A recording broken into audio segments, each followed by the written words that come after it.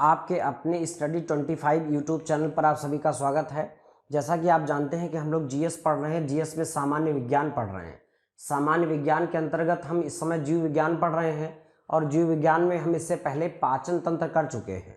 लेकिन पाचन तंत्र में एक जो हमारी ग्रंथि है, यकृत है, उसके बारे में संपूर्ण जानकारी नहीं हो पाई थी। तो मैंने आपसे कहा था कि एक छोटा वीडियो मैं आपको दूंगा यकृत के बारे में, क्योंकि यकृत जो है, लिवर जो है, वो हमारे शरीर का बहुत ही महत्वपूर्ण आर्गन है और इससे संबंधित परीक्षाओं में सवाल बहुत पूछे जाते हैं।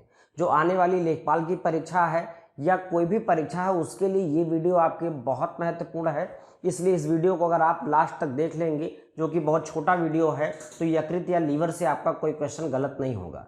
तो चलिए स्टार्ट करते हैं लीवर के बारे में। अब लीवर क्या है, यकृत क्या है, पहले इसके बारे में हम सामान्य जानकारी करते हैं कि लीवर क्या है। तो लीवर के बारे में पहले चीज नोट कर लीजिए। देखिए, कुछ चीजें आप नोट डाउन भी कर सकते हैं कि मानव शरीर की सबसे बड़ी ग्रंथि कौन है, यकृत है। यहाँ पर लिखा भी हुआ है कि सबसे बड़ी ग्रंथि।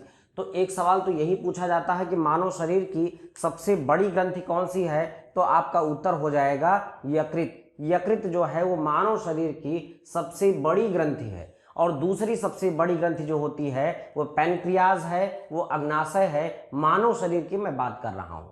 अब देखते हैं कि यकृत का कलर कैसा होता है या इसकी स्थिति कैसी होती है।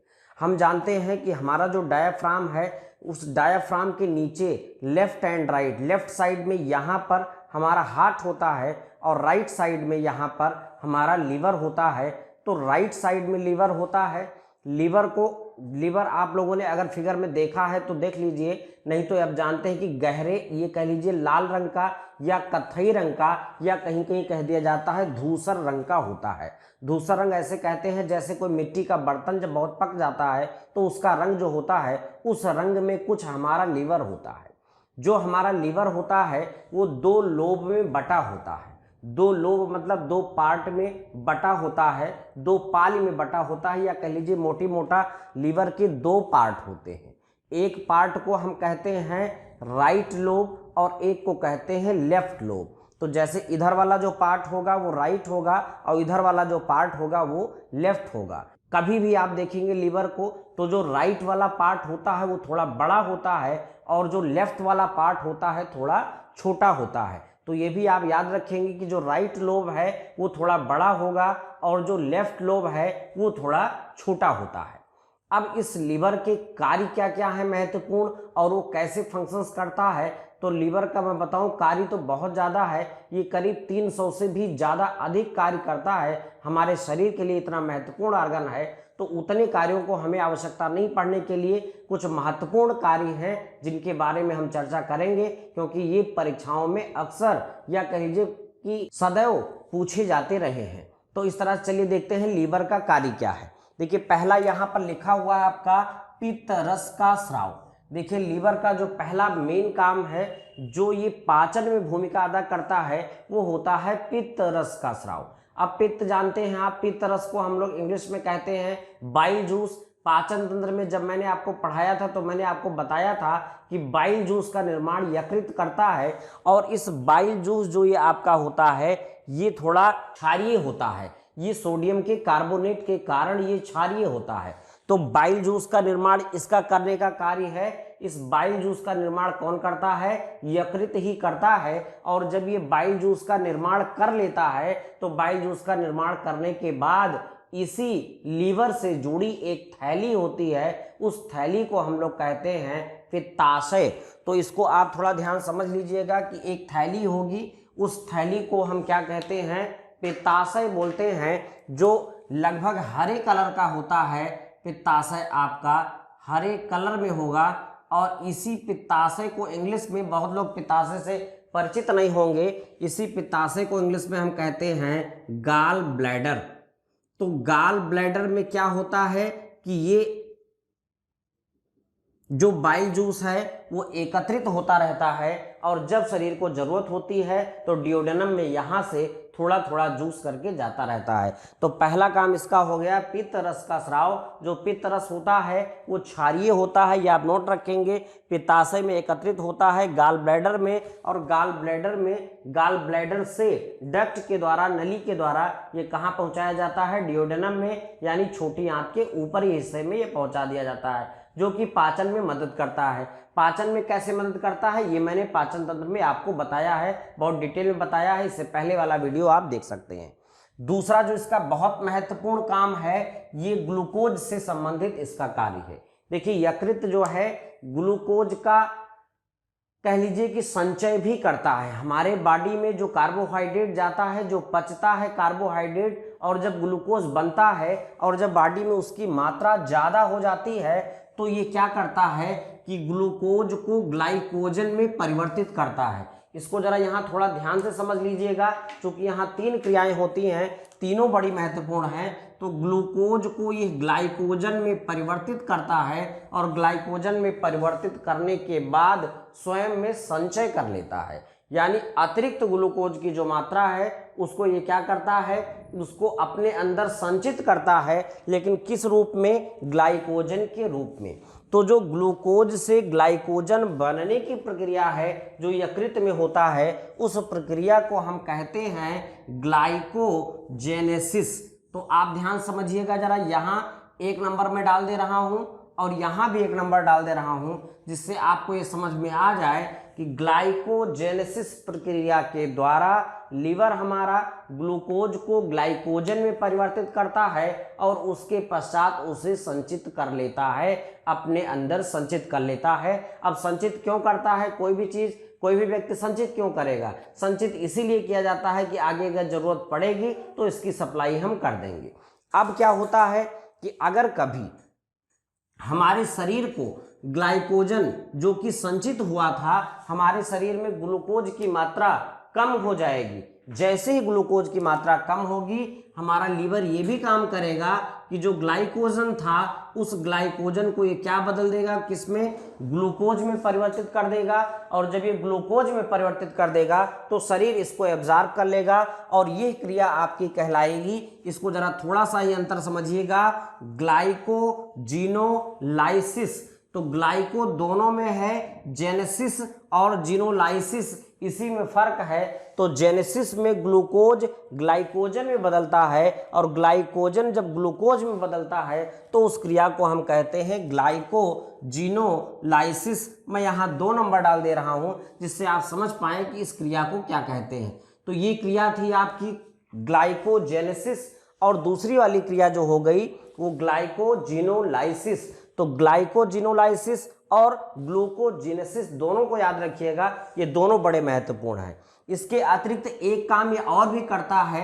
जाहिर सी बात है कि जनरली जो ग्लूकोज होता है वो शर्करा से ही बनता है, लेकिन कार्बोहाइड्रेट से बनता है। तो जो कार्बोहाइड्रेट नहीं होते हैं, यानी जो वसा है और प्रोटीन है जो हमने शरीर में लिया है, तो वसा को जानते हैं आप, तोड़ दिया जाता है, प्रोटीन को अमीनो अम्लों में तोड़ दिया जाता है, और वसा को वसीय अम्ल ग्लिसरॉल में तोड़ दिया जाता है हमारे शरीर के द्वारा। तो इनसे भी, यानी नॉन कार्बोहाइड्रेट से, जो कार्बोहाइड्रेट नहीं है, इनसे भी जरूरत पड़ने पर ग्लूकोज का निर्माण कौन कर सकता है? यकृत कर सकता है। और चूंकि ये एक नई क्रिया है, इसलिए इसको हम कहते हैं ग्लूकोनियोजेनेसिस। इसको जरा ध्यान समझ लीजिएगा, आराम समझ लेंगे। ये ग्लूको है, नियो माने, नियो का मतलब नॉन कार्बोहाइड्रेट समझ लीजिए, एक अंदाजा लगा लीजिए, नियोजेनेसिस। तो इस क्रिया के माध्यम से जो नॉन कार्बोहाइड्रेट्स हैं, यानी प्रोटीन और वसा है, उससे भी ये ग्लूकोज का निर्माण कर लेता है। तो ये 3 क्रियाएं, ग्लाइकोजेनेसिस, ग्लाइकोजिनोलाइसिस और ग्लूकोनियोजेनेसिस, ये तीनों क्रियाएं जो हैं आप याद कर लीजिए, ये आपके लिए बहुत महत्वपूर्ण है, अंतर करके देख लीजिएगा। इसके पश्चात क्या है? तीसरा जो इसका बड़ा महत्वपूर्ण काम है वो है प्रोटीन का डीएमिनेशन। देखिए प्रोटीन जो होता है, तो प्रोटीन हमने आपको बताया है अमीनो अम्ल में होता है, अमीनो अम्ल में टूट चुका होता है, और प्रोटीन का हमारे शरीर में अमीनो अम्ल के रूप में संचय नहीं होता है। इस वजह से लीवर क्या करता है कि जो भी अमीनो अम्ल बचता है उस अमीनो अम्लों को ये क्या कर देता है, तोड़ देता है पायरुविक अम्ल और अमोनिया में। देखिए पायरुविक अम्ल में तोड़ेगा और अमोनिया में तोड़ेगा। आप अगर क्रेब्स चक्र, श्वसन तंत्र, पायरुविक अम्ल की भूमिका आप समझते हैं तो समझिए, और नहीं तो यहाँ ऐसे याद करिए कि जो अमीनो अम्ल हैं वो पायरुविक अम्ल और अमोनिया में तोड़ दिए जाते हैं। दो यौगिक बनता है, एक पायरुविक अम्ल और एक अमोनिया। अब देखिए जो जानते हैं श्वसन तंत्र में उनको पता है कि जो पायरुविक अम्ल होता है इसका यूज हो जाता है क्रेब्स चक्र में, क्रेब्स चक्र यानी श्वसन के दौरान, और इससे ऊर्जा निकलती है। और नहीं तो इसका जो है ग्लूकोज में परिवर्तन करके ये खुद ही ग्लाइकोजन में परिवर्तन करके फिर संचय कर लेता है। तो पायरुविक अम्ल का यूज जो है वो क्रेब्स चक्र में हो जाता है, जिससे शरीर को ऊर्जा मिलती है। और जो अमोनिया है, अब अमोनिया हमारे शरीर के लिए अच्छा नहीं है, हमारे शरीर के लिए विष का कार्य करता है, जहर का कार्य करता है।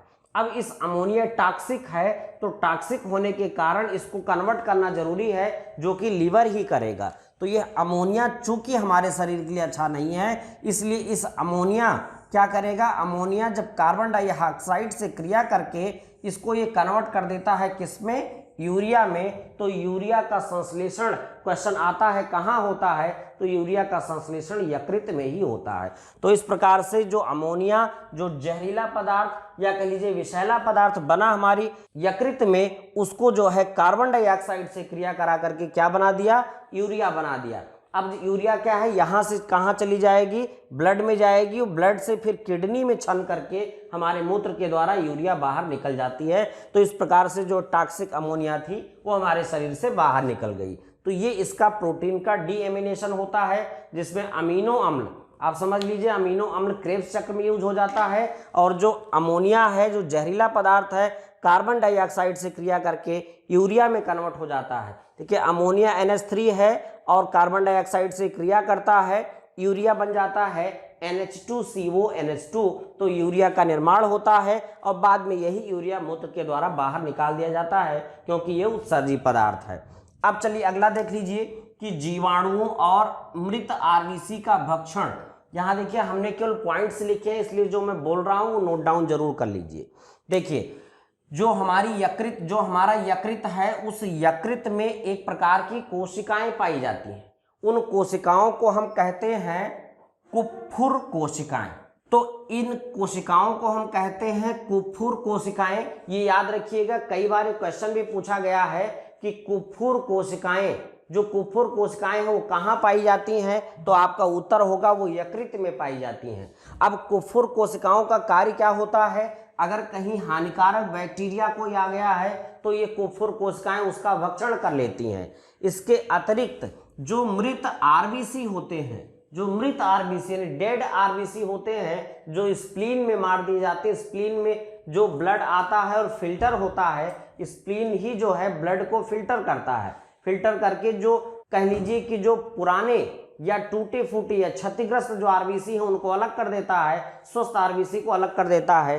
तो इसीलिए स्प्लीन को हम कब्रिस्तान कहते हैं। तो वहाँ जो मृत आरबीसी होते हैं, जो स्प्लीन में मार दिए जाते हैं, उनसे क्या करता है, इस मृत आरबीसी से वो बनाता है बाइल जूस, और उसमें दो वर्णक मिलते हैं, एक बिलिरुबिन और एक बिलिवर्डिन। ये पिगमेंट्स होते हैं, ये येलो कलर के होते हैं। जब कभी किन्हीं कारणों से इनकी मात्रा ब्लड में पहुंचने लगती है, जब ब्लड में पहुंचने लगती है तो हमारा पूरा शरीर जो है वो येलो हो जाता है, और इसी बीमारी को हम क्या कहते हैं, पीलिया या जॉन्डिस के नाम से हम जानते हैं। तो इस तरह से ये मृत आरबीसी। अब यहाँ क्वेश्चन क्या बनेगा, यहाँ एक क्वेश्चन बनता है कि बिलिरुबिन या बिलिवर्डिन का निर्माण कहाँ से होता है, तो मृत आरबीसी से होता है।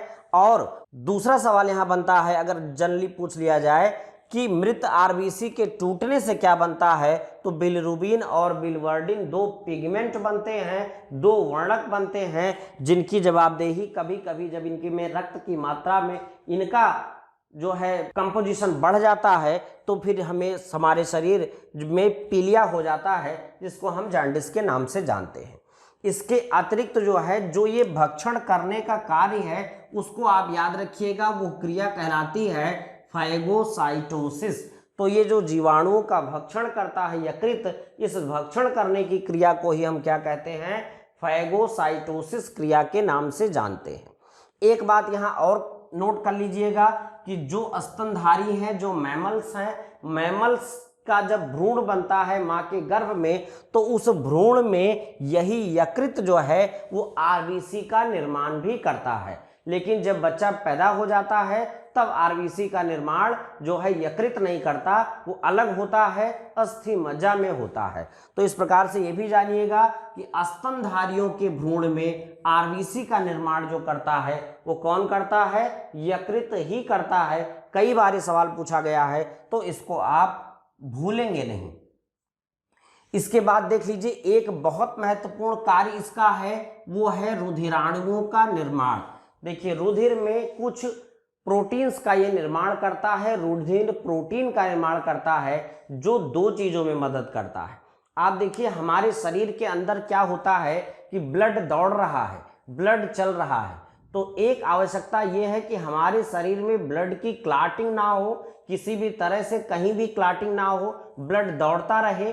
और दूसरा, अगर कहीं शरीर में कट हो जाए या कहीं छिद्र हो जाए तो ब्लड की क्लॉटिंग हो, यहां समझने का प्रयास करिए, क्योंकि अगर कहीं कट गया शरीर, कहीं पर भी ब्लड निकलना स्टार्ट हो गया, क्लॉटिंग नहीं हुई, तो पूरा रक्त बाहर हो जाएगा, जिससे कि जो है हमारी मृत्यु हो जाएगी। तो शरीर के बाहर रक्त का थक्का बन जाए और शरीर के अंदर रक्त का थक्का ना बने, इसकी जिम्मेदारी दी गई है यकृत को। अब यकृत करता क्या है, इसके लिए 3 प्रोटीन बनाता है। एक बनाता है प्रोथ्राम्बिन, एक फाइब्रिनोजन, फाइब्रिनोजन और प्रोथ्राम्बिन, फाइब्रिनोजन और प्रोथ्राम्बिन। तो जो फाइब्रिनोजन है वो ब्लड क्लॉटिंग में मदद करता है। तो ब्लड क्लॉटिंग होगी कहाँ, शरीर के बाहर होगी। जब भी यानी कि हमारा शरीर में कहीं पर कट का निशान लगेगा, ब्लड निकलेगा, तो फाइब्रिनोजन और प्रोथ्राम्बिन ये दोनों प्रोटीन मिल करके, और इसके अतिरिक्त एक विटामिन की भी भूमिका होती है, यहाँ आप नोट कर लीजिएगा, विटामिन के की भूमिका होती है, जिसका रासायनिक नाम है नेप्थोक्यूनोन। तो विटामिन के, प्रोथ्राम्बिन, फाइब्रिनोजिन, ये तीनों मिलकर के क्या करते हैं, जब भी शरीर के बाहर रक्त आने का प्रयास करता है तो रक्त का थक्का बना देते हैं। कभी देखा होगा आपने, कट जाता है, इसके बाद वहां पपड़ी बन जाता है और रक्त बहना बंद हो जाता है। तो शरीर के बाहर आने पर रक्त का थक्का बनाने में प्रोथ्राम्बिन, फाइब्रिनोजन और विटामिन के का योगदान होता है, जिसमें से प्रोथ्राम्बिन और फाइब्रिनोजन का जो निर्माण है वो कहाँ होता है, यकृत में ही होता है, लीवर ही करता है। इसीलिए यहाँ देखिए थक्का लिख करके सही का निशान लगाया गया है। अब देखिए, अगर ये फाइब्रिनोजन और प्रोथ्राम्बिन ये चूंकि ब्लड क्लॉटिंग के लिए जिम्मेदार हैं, तो अंदर शरीर के अंदर अगर कहीं क्लॉटिंग हो गई तो बड़ी दिक्कत हो जाएगी, फिर तो पैरालाइज हो जाएगा, व्यक्ति मर जाएगा। इसलिए एक और प्रोटीन ये बनाता है जिसको हम कहते हैं हिपैरिन, और हिपैरिन का काम है कि शरीर के अंदर कहीं पर भी क्लॉटिंग ना हो। तो शरीर के अंदर क्लॉटिंग ना हो, इसकी जिम्मेदारी हिपैरिन को दी गई है, और हिपैरिन को भी कौन बनाता है, यकृत ही बनाता है। तो हिपैरिन होता है ब्लड में, इसीलिए शरीर के अंदर जो है रक्त का थक्का नहीं बनता है। ये बात आप याद रखिएगा। इसके अतिरिक्त देख लीजिए, एक इसका छोटा सा काम यहाँ है कि विटामिन ए, डी, लोहा और तांबा यहाँ हमने लिख लिया है। देखिए, विटामिन ए का जो है ये संश्लेषण करता है। संश्लेषण कैसे करता है, निर्माण नहीं करता, संश्लेषण करता है, यानी कुछ पदार्थ के द्वारा उसका संश्लेषण कर लेता है। तो संश्लेषण कैसे करता है, एक गाजर में जैसे एक पदार्थ पाया जाता है कैरोटीन, तो गाजर या अन्य चीजों में कैरोटीन जो पाया जाता है, उसी कैरोटीन से यकृत हमारा विटामिन ए संश्लेषण कर लेता है। इसके अतिरिक्त इसी यकृत में विटामिन डी भी संचित रहता है, लोहा की भी कुछ मात्रा होती है और तांबा की भी मात्रा होती है। तो लोहा, तांबा, डी और ए का संचय भी ये हमारा यकृत ही करता है। तो इस प्रकार से ये यकृत से संबंधित कुछ महत्वपूर्ण फैक्ट्स थे, जिनको आपको कभी नहीं भूलना चाहिए, क्योंकि किसी भी परीक्षा के लिए बहुत महत्वपूर्ण है। तो ये वीडियो कैसा लगा आप मुझे कमेंट में जरूर बताइएगा, और उम्मीद है कि आने वाली परीक्षाओं में ये वीडियो आपके लिए उपयोगी साबित होगा, इसमें कोई संदेह नहीं है। Thank you so much.